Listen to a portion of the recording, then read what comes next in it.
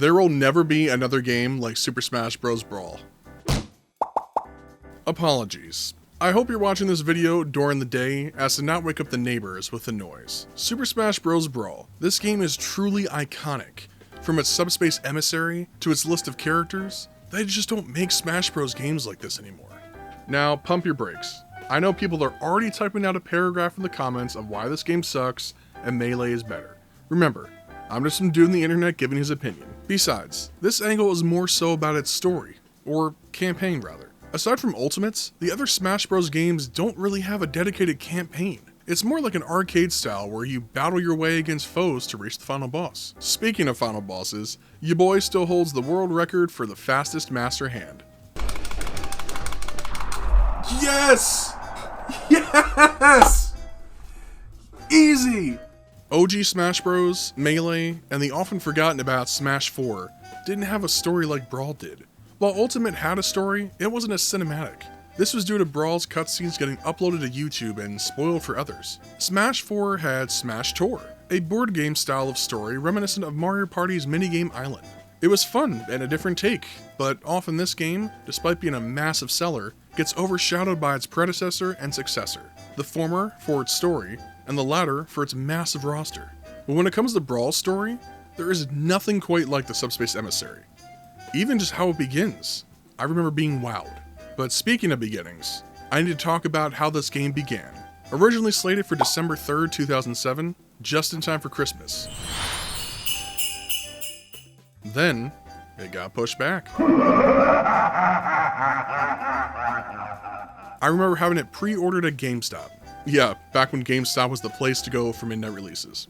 When did it get pushed back to? February 10th, 2008. Okay, perfect. 1 week before my birthday. I was so amped to get this game and play it until it got pushed back once more, March 9th, 2008. This was apparently due to Sonic having been added and not fully fleshed out. It's speculated that's why he doesn't appear until nearly the end of SSE, or Subspace Emissary. February 17th came and went without my gift, but by the time March 9th rolled around, the hype was at a fever pitch. There were reports of disk read errors due to this being Nintendo's first dual-layered disc. Whatever that means. When I finally got my hands on this game, I remember the GameStop employee saying to my dad, "Get ready to say bye to your son for a few days." And he was correct.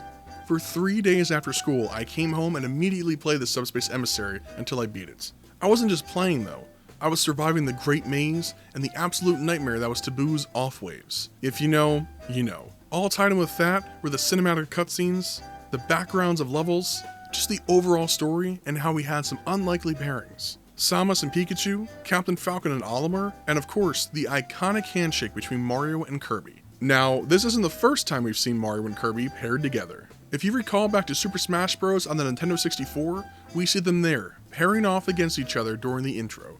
The simple combination of these characters, dating all the way back to the Nintendo 64, helped to answer those who would win debates. Maybe I just had those with my friends, and that's why I'm such a huge Nintendo nerd, and a huge Kirby fan. Anyway, I appreciate everyone who watched this video. Even more so if you stuck around to the very end. Be sure to check me out on Twitch, where I live stream games. Currently, I'm doing my first playthrough of Tears of the Kingdom every Sunday, Monday, Wednesday, and Saturday at 9:15-ish p.m. EST. Also, check me out on TikTok, where I post the most random videos that I think are funny. And hey, while you're on my YouTube channel, be sure to check out my other vids. I'm currently editing my 4-hour VODs into digestible 1-hour, high-impact gameplay videos for my TOTK first playthrough, as well as making highlights for YouTube Shorts. Other than that, I appreciate everyone watching this video, and hope you have a great rest of your day.